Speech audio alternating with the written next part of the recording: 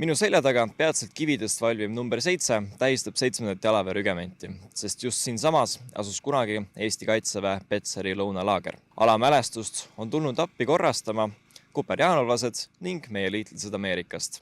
Siin, kus me praegu asume, asus 100 aastat tagasi Eesti Kaitseväe suvelaager, Petseri lõunalaager, kus siis olid suvisel väljaõppel tuhanded ajateenijad 15 aasta jooksul, kes siis muidu paiknesid peamiselt Võrus 7. jalaväerügemendi talvises korteris.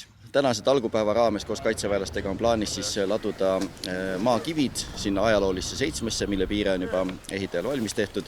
Samuti on plaanis värvida siin piirdeks olevaid maakive. Vanade fotode pealt on näha, et vanasti siin lõunalaagris olid teid ja parkleid piirasid valged kivid, et nende eeskujul me siis värvime ka maakive valgeks ja korrastame ka metsaalust ja üldse seda ümbruskonda siin.